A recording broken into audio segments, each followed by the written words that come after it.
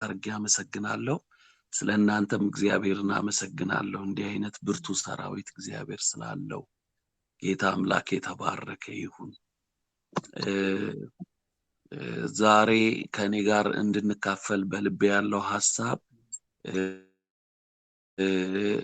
ሁላችንም የምናውቀው ቃል ነው። ኤፌሶን ምዕራፍ 2 ከቁጥር 8 ጀምሮ እስከ ቁጥር 10 ድረስ ያለውን በጌታ በኢየሱስ ክርስቶስ ስም አነባለሁ።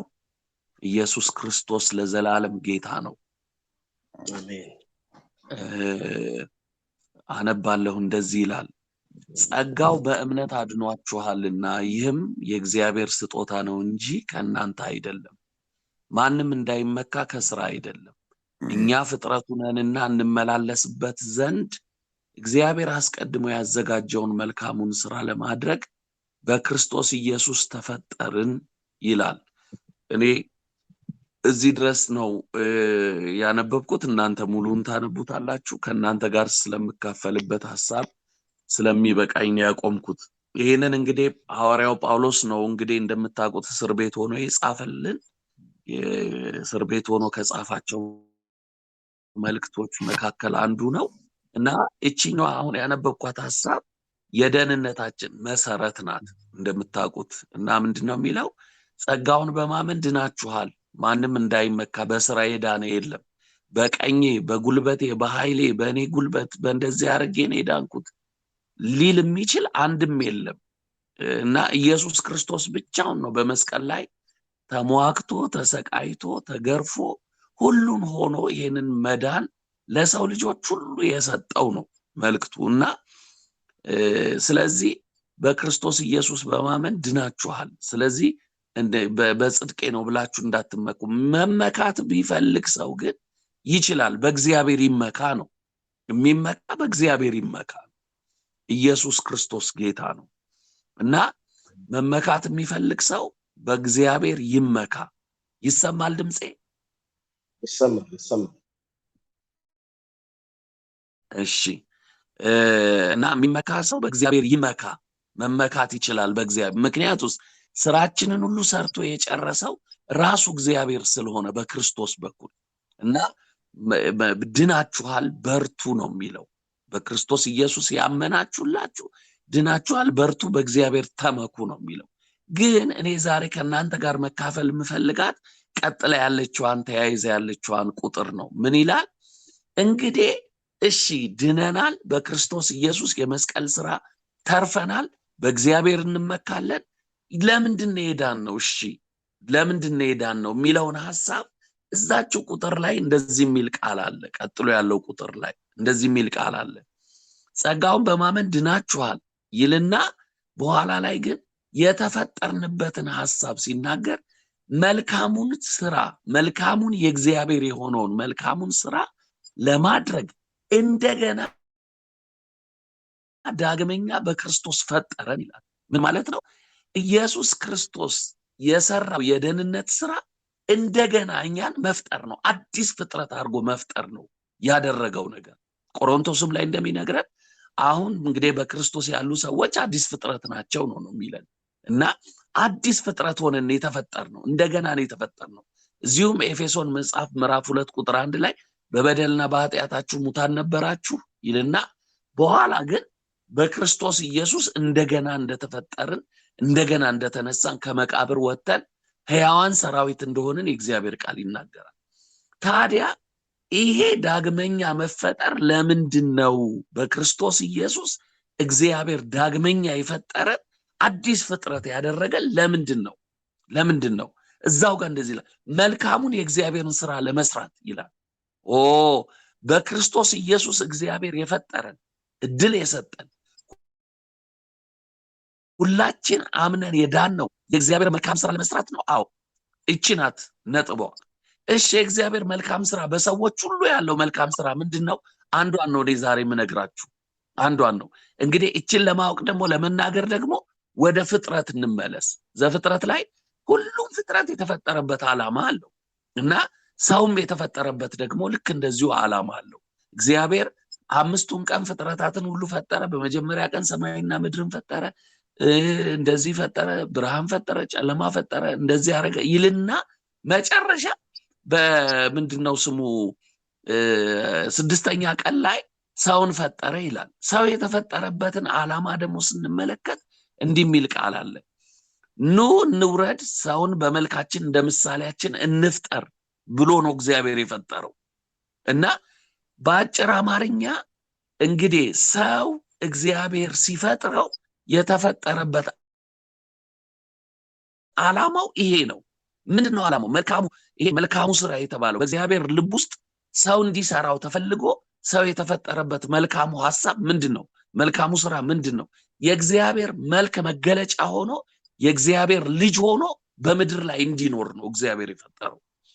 እግዚአብሔር ሰውን የፈጠረው በፍጹም እንደ እንስሳም እንዲኖር አይደለም፣ አመፀኛም እንዲሆን አይደለም፣ ክፉም እንዲሆን አይደለም፣ ምንም መልካም እንዲሆን ነው። ያ መልካምነት ምንድነው? የእግዚአብሔር ልጅ እንዲሆን፣ የመልኩ መገለጫ፣ የእግዚአብሔር መልክ መንጸባረቂያ እንዲሆን ነው እግዚአብሔር ሰውን የፈጠረው። እንደነገርኳችሁ ዘፍጥረት ላይ ይሄ ቃል ሲነገር ራሱ እግዚአብሔር ነው የተናገረው። ምንድን ያለው? ኑ በመልካችን እንደ ምሳሌያችን እንፍጠር ብሎ ነው እግዚአብሔር ከምድር አፈር ሰውን አበጅቶ የፈጠረው። ስለዚህ ሰው የተፈጠረው የእግዚአብሔር ልጅ ሆኖ እንዲኖር ነው የተፈጠረው። እንግዲህ እዩ መጽሐፍ ቅዱስም የሚናገረው በኩሩን ወንድማችንን እንድንመስል ነው የሚነግረን። እንግዲህ ኢየሱስ ክርስቶስ እንደምታውቁት በኩሩ ወንድማችን ነው። በኩሩን እንድንመስል ነው እንግዲህ የተፈጠረም። በክርስቶስ ኢየሱስ ስንፈጠር በኩሩን ያንን ኢየሱስ ክርስቶስን እንድንመስለው ነው የተፈጠር ነው። እንግዲህ እግዚአብሔርን ደግሞ መምሰል ምን ማለት ነው? እሱም ደግሞ ማለት ማብራራት ይፈልጋል። እንግዲህ እንደምታውቁት እግዚአብሔር መንፈስ ነው፣ እጅ እግር የለውም እንደኛ እና በምኑ ነው? መቼም በአፍንጫው አንመስለው፣ እጅ እግር ከሌለው በእጁ አንመስለው። በምኑ ነው የምንመስለው? እግዚአብሔር በመልካችን እንደ ምሳሌያችን እንፍጠር ብሎ ሰውን ሲፈጥረው የእግዚአብሔር መልክ ምንድን ነው? የእግዚአብሔር መልክ መገለጫው ምንድን ነው? ዛሬ እሷን ነግሬያችሁ ነው በእሷ የምንጸልየው። እና ምንድነው የሚለውን ሐሳብ ስንመለከት እዛው ዘፍጥረት ላይ አንዷን ነገር ብቻ ነው የምነግራችሁ። እንደዚህ የሚል ቃል አለ። እግዚአብሔር አዳምን ይዞት ወጥቶ እንደዚህ አሳየው፣ በሰማይ ላይ የሚበሩትን የተፈጠሩትን ፍጥረታት ሁሉ አሳየው ይላል። አዳም አይቻለሁ ጨረስኩ ሲለው እንደገና እግዚአብሔር መለሰና ለሁለተኛ ጊዜ በምድር ላይ የሚሳቡትን፣ በሁለት እግራቸው የሚሄዱትን፣ በአራት እግር የሚሮጡትን ሁሉንም አሳየው ይላል። ምንም በምድር ላይ ከሚንቀሳቀስ ፍጥረት አንድም ሳይቀር አሳየው ይላል። አዳም ሁለተኛ አየሁ አለው። ለሶስተኛና ለመጨረሻ ጊዜ እግዚአብሔር በባህር ውስጥ የተፈጠሩትን ፍጥረታት ሁሉንም አሳየው፣ ሁሉንም አንድም ሳይቀር እና አዳም አየሁ አይቼ ጨረስኩ ሲለው ሁሉንም ካሳየ በኋላ በባህር ውስጥ ያሉትን፣ በምድር ላይ ያሉትን፣ በአየር ላይ የሚበሩትን ሁሉንም የተፈጠረ ፍጥረት ካሳየው በኋላ እግዚአብሔር እንደዚህ አለው፣ ግዛ ብሎ መረቀው። ግዛ አለው። እንግዲህ እግዚአብሔር አዳምን ግዛ ሲለው ዝም ብሎ አይነት ቃል አይደለም። የእግዚአብሔር አንዱ መልክ መግዛት ነው። ይኸውላችሁ ስለ እግዚአብሔር እኔ ሳስብ ሁለት ነገር ይገርመኛል። አንደኛው እግዚአብሔር መሐሪነቱ ይገርማል፣ ይቅር ባይነቱ ይገርማል። ጥግ ድረስ መጥቶ በኃጢአት የረከሰውን የሞተውን የበሰበሰውን እኛነታችንን ይቅር ብሎ እንደገና ልጆች ማድረግ ችሏል። በክርስቶስ ኢየሱስ ደም ምክንያት በክርስቶስ ኢየሱስ የመስቀል ላይ ስራ ይቅር ብሎ እኛን ሊቀበለን ችሏል። መሐሪ አምላክ ነው፣ ይቅር ባይ አምላክ ነው። ሁለተኛው ግን የእግዚአብሔር መልክ የቱንም ያህል እግዚአብሔር መሐሪ ቢሆን እንኳን እግዚአብሔር ደግሞ ገዢ አምላክ ነው። አምላካችን ገዢ ነው። የትም ቦታ ገብቶ ይገዛል እንጂ አይገዛም። በፍጹም እግዚአብሔር የማይሆንለት ነገር መገዛት ነው። ይቅር ማለት ይችላል፣ መማር ይችላል፣ ሊራራ ይችላል። ግን እግዚአብሔር አምላክ የትም ቦታ ገብቶ ገዢ ነው። ትዝ ካላችሁ እንደውም አንድ ጊዜ በኤሊ ጊዜ ትዝ ካላችሁ ፍልስጤም ከእስራኤል ጋር በተዋጋ ጊዜ ታቦቱን ሁሉ ማርከው ነበር እና ታቦቱን ማርከው ወስደው ዳጎን ጣዖት ቤት አስቀምጠውት ነበር እና ትዝካላችሁ የዳጎን በጣዖት ቤቱ ሲከፈት ዳጎን ለታቦቱ ሰግዶ ተገኘ እና እንደገና ዳጎንን አንስተውት ሄዱ። በኋላ ሲመለሱ የዳጎን ፈራርሶ ጭንቅላቱ በር ስር ወድቆ እጅግሩ ፈራርሶ ሐውልቱ ፈራርሶ ተገኘ። በኋላ ፍልስጤምን 5 ከተሞቿን ህዝቡን እንዳለ በእባጭ ሲመታባቸው እንደዚህ ያሉ ምንም እንኳን እስራኤላውያንን ብናሸንፍም እግዚአብሔር አምላካቸውን ግን ማሸነፍ አንችልም። እሱ ገዢ ነው፣ ብቻውን ሳይጨርሰን ወደ መጣበት ምድር እንላክ ብለው ከምርኮ ጋር በወርቅ የተሰራ ምርኮ በአዲስ ማንም ባልተቀመጠባቸው ጊደሮች ተደርጎ ነው የተመለሰው። እዩ እግዚአብሔር አምላክ ገዢ አምላክ ነው። የትም ቦታ ገብቶ መግዛት ነው የሚፈልገው። ስለዚህ ይሄ በአዳም በኩል እንዲገለጥ የፈለገው መልኩ እግዚአብሔር ገዢነቱን ነው እና ተመልከቱ በክርስቶስ ኢየሱስም እኮ የተመለሰው የእግዚአብሔር ልጅነት መልክ እሱ ነው። እዩት ስለ ኢየሱስ ክርስቶስ የተናገሩት ፈሪሳውያን ጸሐፍት ሰዱቃውያንን ስትመለከቱ ምንድነው ያሉት? ይሄ ሲያስተምር እንደ ጸሐፍት ወይም እንደ ፈሪሳዊ አይደለም፣ በስልጣን ነው የሚያስተምረው አሉ። ሁለተኛ ደግሞ ያው ጉባኤ ውስጥ ሲገባ ሲናጎግ ውስጥ ሲገባ አጋንንቶች ይወጣሉ፣ ሲጮሁ ያዛቸዋል፣ በስልጣን ይታዘዛሉ። እና ምን አሉ? ይሄ አጋንንትን በስልጣን ያዛል፣ እነሱም ይታዘዙለታል።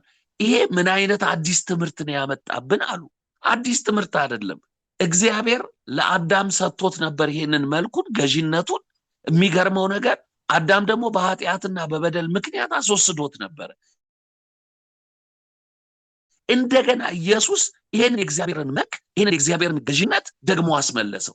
ለዚህ ነው በኩሩን ወንድማችንን ኢየሱስን እንድንመስል መጽሐፍ ቅዱስ የሚነግረን። እዩ በታንኳው ላይ ትዝ ካላችሁ እንሻገር ብሏቸው ሲሻገሩ ወጀብ አውሎ ንፋሱ ተነሳ፣ ታንኳዋን መታባቸው። በኋላ ደቀ መዛሙርቶቹ ቀሰቀሱት። ስንጠፋ አይገድህም ወይ ብለው ሲቀሰቅሱት ኢየሱስ ተነሳና ንፋሱንም ወጀቡንም ዝም ጭጭ በሉ ብሎ አዘዛቸው፣ ገሰጻቸው፣ ተገዙለት። ከዛ እዛው ጋር ደቀ መዛሙርቱ እንደዚህ ያሉ ይሄ ንፋስ ወጀብ አውሎ የሚገዛለት የሚታዘዝለት ማን ነው አሉና እዛው ጋር ሲመልሱ ራሳቸው የእግዚአብሔር ልጅ ነው አሉ። አያችሁ የእግዚአብሔር ልጅ መገለጫው ገዢነት ነው፣ መልኩ መግዛት ነው። ስለዚህ እኔም ዛሬ የምጸልየው ከእናንተ ጋር ይሄንን ነው፣ በገባችሁበት እንድትገዙ የምትገዙበትን ሞገስ እግዚአብሔር እንዲያፈስባችሁ። መልካችሁ ነው ገዢነት፣ ውበታችሁ ነው ገዢነት፣ የልጅነት መለያችሁ ነው። ይሄ ግን መልካችሁን መጠቀም እንድትችሉ፣ ስራ ቦታ እንድትገዙ፣ አውሬውን እንድትገዙ፣ ጨለማውን እንድትገዙ፣ ክፋቱን እንድትገዙት፣ ግማኑን፣ ኃጢአቱን፣ ጨለማውን እንድትገዙት፣ በክፉ ሰው ውስጥ የሚንቀሳቀሰውን ይሄንን አውሬውን እንድትገዙት፣ በስልጣን በሞገስ እናንተ ፊት መጥቶ የሚፎክረው የሚያስፈራው የሚያስጨንቀው በቃ የተለያየ ነገር ለማድረግ የሚሞክረውን እየገዛችሁ እንደውም ከናንተ አልፋችሁ በእናንተ ዙሪያ ላሉት ረፍት እንድታመጡ እግዚአብሔር የገዥነት ሞገስ በኢየሱስ ስም ያፍስስባችሁ። እና ተመልከቱ እግዚአብሔር አምላካችን ሰውን ሁሉ የፈጠረው ባሪያ እንዲሆን አይደለም፣ ልጆች እንዲሆኑ ነው። ልጆች እንድንሆን ነው የተፈጠረው። ምን አይነት ልጅ? የሚገዛ ልጅ፣ ገዥ የሆነ ልጅ፣ የሚገዛ አይደለም የሚገዛ ልጅ። አያችሁ ኢየሱስ ክርስቶስ ለዚህ ነው የተደሰተው። በእግዚአብሔር በክርስቶስ ኢየሱስ የተደሰተው ለዚህ ነው። ኢየሱስ ሲገባ የገባበት ቦታ ሁሉ ይገዛል። አጋንንቱን ይገዛል፣ ክፋቱን ይገዛል፣ ኃጢአቱን ይገዛል፣ አመፃውን ይገዛል፣ እርግማኑን ይገዛል። እንደውም እንደዚህ ነው የሚለው እኮ በክፉ የተገዙትን ሁሉ እየሰበከ ነፃ እያወጣ ዞረ ነው የሚለው። ነፃ እያወጣ እየፈታቸው ነው የዞረው። ኢየሱስ ክርስቶስ ጌታ ነው። ደግሞ ታውቃላችሁ የእግዚአብሔር ቃል የሚናገረው እንደዚህ ነው፣ ፍጥረት ሁሉ የእግዚአብሔር ልጆች መገለጥ ይጠባበቃሉ ነው የሚለው። ምን አይነት እኛ ጋር የተለየ ነገር ምንኖረው ብር ወርቅ ዳይመንዳችንን ፈልጎ ነው፣ ሀብታችንን ፈልጎ ዕውቀታችንን ፈልጎ ከኛ በጣም የሚገርማችሁ የሚመራመሩ ሳይንቲስቶች አሉ፣ ብዙ ገንዘብ ያላቸው አሉ። እነሱን አይደለም አሁን የፈለገው ፍጥረት ሁሉ በክፉ ስለተያዘ ገዢ ሆነ የሚያሰቅቅ አመፃውን እየመታ የሚያስለቅቅ ታውቃላችሁ። ዘፍጥረት ምዕራፍ 3 ቁጥር 15 ላይ እግዚአብሔር ስለ ኢየሱስ ሲናገር እንዲህ ነው ያለው፣ የእባቡን ጭንቅላት ይቀጠቅጣል ነው ያለው። ከሴቲቱ የሚወጣው ዘር የእባቡን ጭንቅላት የሚቀጠቅጥ ነው የሚለው። አያችሁ፣ የእባብ ጭንቅላት ቀጥቅጦ ድል አድርጎ ህዝቡን ነፃ የሚያወጣ ገዢ የሆነ ልጅ ነው እግዚአብሔር የሰጠን። ይሄንን መልክ ደግሞ ለኛ ደግሞ ተፈቅዶልናል። የእባቡን አናት እየቀጠቀጥን እንድንገዛ፣ እየፈራን እንድንገዛ አይደለም፣ እያስፈራን እንድንገዛ። ታናማሻካራ ፓራዲያስ ራማሻካራ ፓራዲያስ። ይሄ ገዢ የሆነ ቅባት ነው ያለባችሁ። ገዢ የሆነ መንፈስ ነው የተካፈልነው። ከክርስቶስ የተካፈልነው የፍርሃት መንፈስ አይደለም፣ የመግዛት መንፈስ ነው። የመግዛት ገዢ የሆነ መንፈስ። ስለዚህ እኔ አሁን ምጸልየው ዛሬ ለእናንተ ከእናንተ ጋር ሆኖ ቃላችሁ እንዲገዛ፣ ሰው ልብ ውስጥ ገብቶ እንዲገዛ፣ ፍቅራችሁ እንዲገዛ፣ ቅንነታችሁ እንዲገዛ፣ ትህትናችሁ እንዲገዛ፣ ሞገሳችሁ እንዲገዛ፣ እናንተ ባለፋችሁበት፣ እናንተ በቆማችሁበት፣ እናንተ በምትኖሩበት፣ በምትገቡበት፣ በምትወጡበት ቦታ ሁሉ ይሄ የሚገዛ መንፈስ ቅዱስ እየተገለጠ እንዲገዛ፣ አውሬውን እንዲገዛ። አሜን። ይሄ የእግዚአብሔር ቃል እንደዚህ የሚል ቃል አለ፣ አውሬው በግልጥ እንዳይሰራ የሚከለክል አሁን አለ ይላል። ከልካይ እኮ ናችሁ እናንተ። አሜን። ከልካይ ናችሁ። ቤተክርስቲያን ናት የምትከለክለው እኮ። አሁን ያለችው ቤተክርስቲያን ናት እኮ። አሁን ያለችው ቤተክርስቲያን ከልካይ ናት። እሷ ደግሞ እንደምታውቁት ነው፣ ጣሪያና ግድግዳው ሳይሆን እናንተ ናችሁ ቤተክርስቲያን፣ እኛንን ሁላችንም ነን። ስለዚህ አውሬው በግልጥ እንዳይሰራ የምንከለክል ስለሆንን በሞገስ እየገዛችሁ እንድትከለክሉ፣ ስራ ቦታ ላይ፣ ቤተሰብ መሃል፣ ልጆቻችሁ ላይ፣ ትዳራችሁ ላይ፣ አገልግሎታችሁ ላይ፣ ስራታችሁ ላይ አፉን ሊከፍት ያለ አውሬ፣ አፉን ሊከፍት ያለ እባብ፣ ሊያጣምም ያለ ዘንዶ በጌታ በኢየሱስ ክርስቶስም አናቱ ይወጋ። አሜን። በጌታ በኢየሱስ ክርስቶስም ይሰባበር። አሜን። ከናንተ የተነሳ መስራት እንዳይችል፣ ከናንተ የተነሳ መንቀሳቀስ እንዳይችል በኢየሱስ ክርስቶስም የገዥነት ቅባታችሁ ይንቀሳቀስ። አሜን። የልጅነት ክብራችሁ ይንቀሳቀስ። የልጅነት ሞገሳችሁ ይንቀሳቀስ በጌታ በኢየሱስ ክርስቶስም።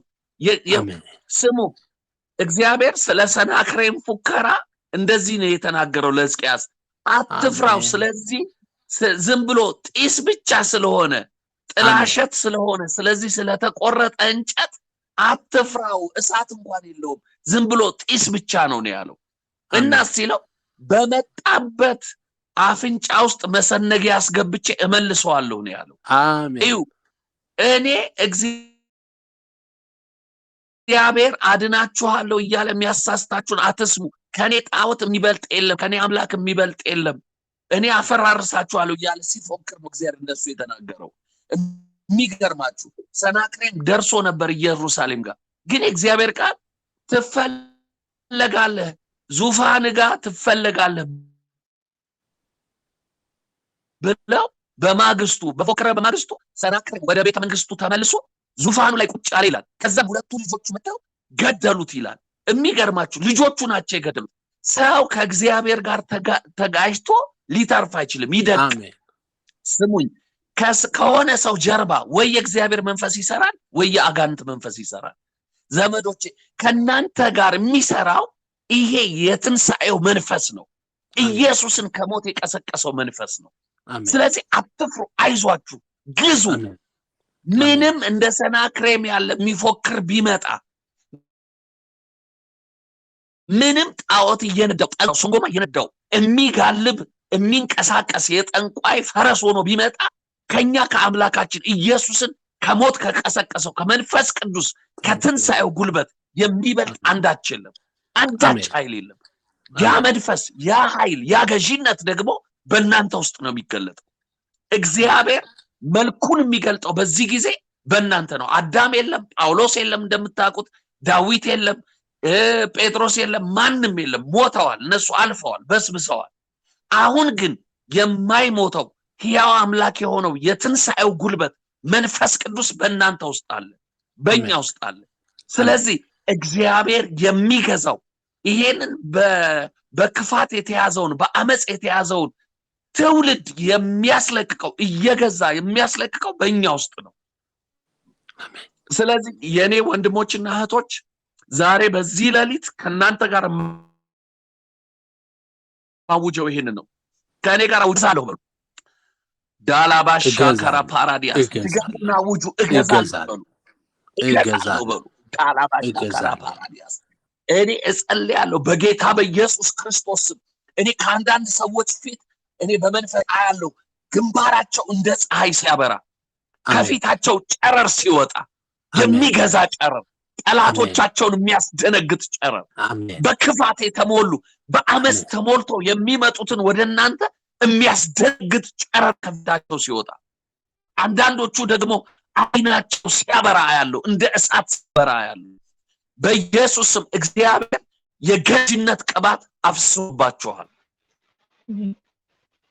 በኢየሱስ ስም የገዥነት ሞገስ እግዚአብሔር ሲያፍስ እኔ በመንፈሴ ያለው በእውነት ከኮቴያችሁ ጋር የሚያስደነግጥ የሚገዛ የሚያስፈራ እግዚአብሔር የገዥነት ቅባት በኢየሱስ ክርስቶስ ስም ፈሷል።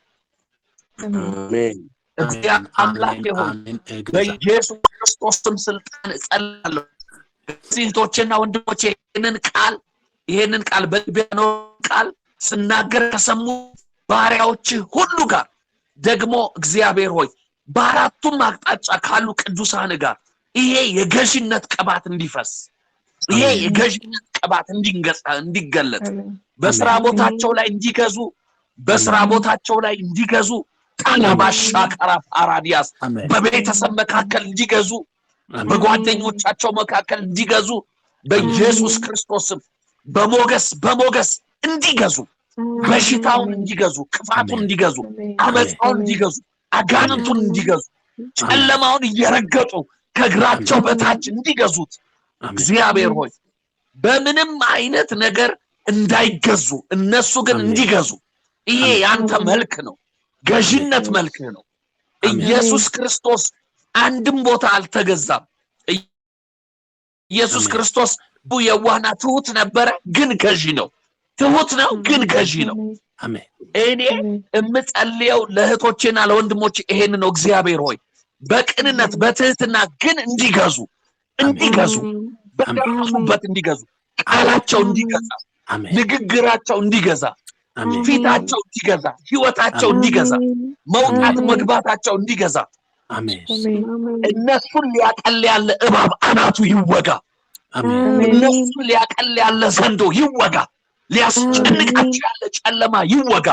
ስማቸውን ይዞ ስራቸውን ይዞ ነገራቸውን በረከታቸውን ይዞ ሊታገል የሚፈልግ እባብ አናቱ ይወጋ። አሜን። በኢየሱስ ክርስቶስ ስም አናቱ ይሰበር። አሜን። በጌታ በኢየሱስ ክርስቶስ ስም ስልጣን እኔ አንዳንድ ሰዎች ላይ በእውነት እግዚአብሔር ሞገሱን ሲያፈስ እኔ እያየሁ ነው። እውነት እኔ እግዚአብሔር ከሰዎች አንደበት ጋር እግዚአብሔር ሲንቀሳቀስ እያየሁ ነው። እግዚአብሔር ንግግራችሁን አከብዳለሁ ይለኛል። ንግግራችሁን አከብዳለሁ ይለኛል። ሪቾ ስሚኝ፣ እኔ አላቀሽም ስም እዚህ ጋር ስለማይ ነው ስክሪን ላይ የምናገረው። እግዚአብሔር ሞገስ ሲያፈስብሽ አይቻለሁ። ሞገስ ሲያፈስብሽ እግዚአብሔር እንደዚህ አይነት ሞገስ ሲያፈሳ ያለው በሰው ሁሉ ፊት የምር ክርስቶስን የምትወጂ መሆንሽን ይመሰክራል። እግዚአብሔር የምር ክርስቶስ እኔ በጣም የሚነድ እሳት ልብሽ ውስጥ ስለማይ ነው የእግዚአብሔር ፍቅር ነው ይለኛል። እግዚአብሔር እንደሱ ይናገረኛል። በጣም ብዙዎቻችሁን በመንፈሴ አያለው ፊታችሁ ሲያበራ፣ ፊታችሁ ሲቀየር በእውነት እግዚአብሔር አምላክ በኢየሱስ ክርስቶስ ስም ብሬን ቅድም ሲጸልይ የነበረውን ወንድማችንን ብሬን ኤልሲን እግዚአብሔር ሆይ ተመስገን። በኢየሱስ ክርስቶስ በዚህ ያሉትን ቅዱሳን በመንፈሴ እግዚአብሔር ሆይ እኔ እመርቃቸዋለሁ። በገዥነት ቅባት ይውጡ፣ በአስፈሪነት ቅባት ይውጡ፣ አስደንጋጭነታቸው ይገለጥ። እግዚአብሔር ሆይ ከነሱ ጋር ማስፈራት ይንቀሳቀስ። ሙሴ ፊቱ እንዳበራ የሙሴ ፊት እንዳበራ በኢየሱስ ፊታቸው በገዥነት ቅባት ያብራ። ሙሴ ፊት ያበራል ሸፍንልን አልቻልንህም እንዳሉት እንደዚህ አልቻልናችሁም፣ እንደዚህ አቅታችሁናል፣ አስፈሪ ናችሁ እስኪሏቸው ድረስ በኢየሱስ ስም ፊታቸው ያብራ። ክብር በእነሱ ላይ ያብራ። ገዥነት ያብራ። ሞገስ ያብራ። በኢየሱስ ክርስቶስ ስም ለዘላለም ገዥነታችሁ ይገለጥ። አሜን። አንዴ ከኔ ጋር የመጨረሻ በኢየሱስ ስም እገዛለሁ በሉ እስቲ። በኢየሱስ ክርስቶስ እገዛለሁ። አሜን። በኢየሱስ ክርስቶስ ስም ግዙ። አሜን አሜን። ተባረኩ። አሜን አሜን። እግዚአብሔር ይባርክ ፓስተር። ጌታ ኢየሱስ ብርክ ያርግ ዘመን